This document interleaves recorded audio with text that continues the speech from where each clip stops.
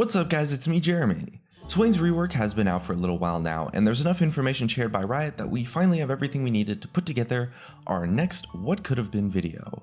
You guys probably know how these videos work by now, but to anyone who's maybe new to the channel, we essentially dive into the development process for SWAIN's rework to see what decisions and changes Riot made over the course of its production, and of course talk about all the crazy abilities that could have ended up on the final version to essentially find out what SWAIN could have been. And if you enjoyed the video, please leave a like on it or let us know in the comment section below, and be sure to subscribe and hit that bell for more videos. And if you're wondering why I might sound a little bit different in this video, it's because I'm recording this while I'm sick, so hopefully it's not too bad, but let's jump into it. So the first thing we wanted to show you guys today was this awesome base rework concept art by artist Larry Ray. It gives you a solid idea of the direction Riot knew they wanted to head with SWAIN, focused on his dominating presence, ruthlessness, and the dark mage trope of a character. Historically, SWAIN has been identified by so many different characteristics that one of the most important steps was narrowing down which of those traits should be kept in his character and which should be removed. The SWAIN mood piece works as a really good example here because compared to the original design, you can see that he's not quite the frail old dude that we used to know him as. There's a quiet level of confidence about him, and he's definitely an ominous figure that players will instantly associate with Noxus. SWAIN's gameplay rework was always going to be a daunting task for Riot because they wanted to push him towards a true tactician style playstyle without losing the aspects of his character that the community had grown pretty attached to. Riot wanted to push for a combination between the dark mage and ruthless dictator tropes, but most development in this direction meant removing important elements. For example, there was a time during development where they even removed Beatrice and his other ravens in his gameplay, which would have gone down pretty badly with the player base, probably because at that point you're kind of just making a new champion. That meant one of the main goals of his rework would be finding a way to develop his character and gameplay without having to remove a lot of things that appealed to the players in the first place. So, the first step forward at that point is to decide which of SWAIN's original elements needed to stick around, and then Riot would have a rough idea of what they wanted to change. Removing his ravens or ability to transform would be a pretty big mistake from the community's perspective, but most of SWAIN's original kit was pretty unhealthy, which meant that big changes would need to be made.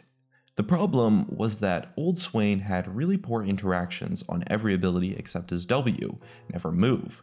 The rest of his abilities, including his ultimate, had a long duration, low cooldowns, and very little demand for any kind of mechanical skill, which made them super frustrating to play against. You have to keep in mind that even before the rework, SWAIN was painted as this tactical figure that would play a more strategic game, but his actual gameplay was more about hoping your opponents just remained close to you. The only tactical or skillful play a SWAIN might be able to make was to land his W, and that's only one relatively boring skill shot. Since Riot wanted to make him more strategic and interactive, the first step was giving his abilities some more depth. The first step towards reworking SWAIN's abilities to be more interesting was to remove the damage over time effects. Traditionally, damage over time abilities only really work if they're tied into other gameplay mechanics that have big payoff moments, kind of like Brand's passive triple proc, for example. Aside from that, they end up just feeling really punishing for the person on the receiving end and very unsatisfying and kind of just not that great for the person who's actually casting the ability. Next, they needed to get rid of the almost permanent transformation effect. Although it's a neat twist on an ultimate ability to be able to toggle it on or off at will, it means you never really have rewarding, intense moments where you pop your ultimate at the perfect time and just get that massive power play going. It's always available, and that means that it has to be held down, especially in terms of power level, so that it's really just not too broken, because the cooldown isn't really there. Removing the permanent transformation was always going to annoy dedicated SWAIN mains, but it was definitely important when it came to making him accessible to more people, as well as for accomplishing what they wanted with the redesign of his kit.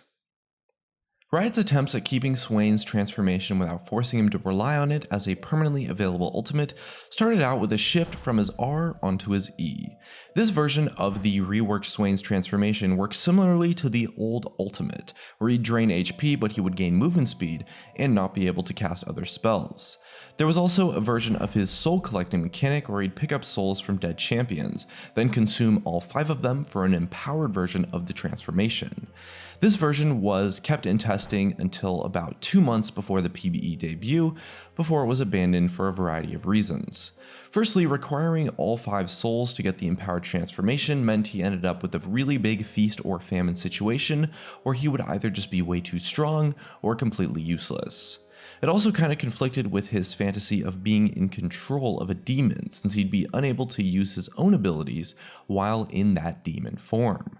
Switching the transformation back to his ultimate and putting it behind a longer cooldown fixed this, since it allowed Riot to put more power into the ultimate without relying on the empowered form. In addition, they added the Demon Flare mechanic as a way to let him spend souls for bonus damage, but without making it broken when they allowed Swain to cast his own abilities while transformed. That way there was no conflict with his thematic, but he ended up with a cool and memorable ultimate that was fun to use and fair to play against, since you can figure out how much damage you'll take by the number of souls he has collected and prepare yourself accordingly by either avoiding the fight or healing in time. Putting Demon Flare behind an HP drain threshold also made it so that Swain had to actually use his ultimate to drain instead of just instantly detonating in a brush for an insanely fast kill with no counterplay. Riot King Cobra mentioned that one version of Swain's E-transformation could only be activated originally with 3 souls, where he would double tap E to transform. He would only get souls from champion deaths in this version, including his own teammates though, but it ended up being hated by playtesters because most of the time it was actually optimal to have your teammates suicide against the enemy to give Swain souls for his transformation, because that transformation gave so much damage and healing that it was often better to fight 1v3 with the transformation rather than fight 2v3 without it. He dealt more damage than a full build Fiddlesticks ult in that version, but with the addition of a speed boost and all sorts of healing. The playtesters ended up nicknaming it Caster Yi because he would essentially just totally run at you while transformed and you just die. Now, being able to wade into the backline as a mage is pretty awesome, so it's cool that Riot kept a version of his original transformation, but it was also important to give him access to spells with a little bit more range on them. Riot Wavebreak talked a bit about Swain's Q and how it was created as a way to give him that long-range poke effect that becomes stronger as you close down the distance. At that point in development, Swain already had his passive pull, so the new Q would ideally have some sort of synergy with it. Wavebreak started by comparing Swain to other fictional evil emperors, and one of the most successful prototypes was based on the design of Emperor Palpatine's Force Lightning. It matched up really well with Swain's fantasy, giving him this long-range tool that would also at the same time increase in effectiveness as he got to a closer range, and it also just felt seriously awesome to use and made him feel a bit like a Sith Lord thanks to the red and black colors of Noxus.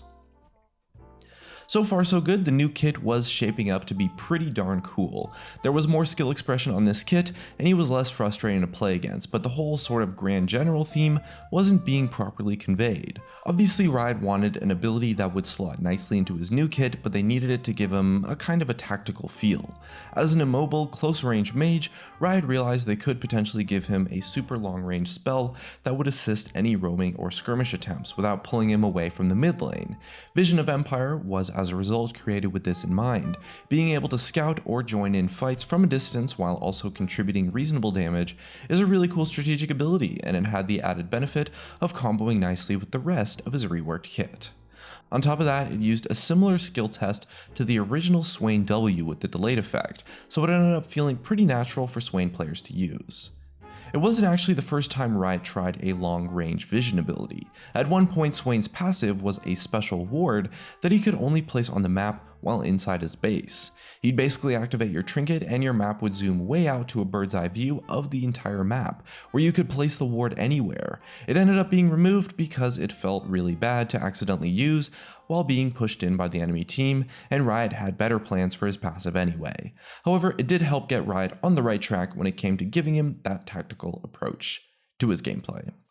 Anyway, that's actually just about going to wrap up everything and all the information we had for discussing Swain's rework and development. Make sure you guys share your thoughts on the rework in the comments and maybe consider checking out one of our other What Could Have Been videos.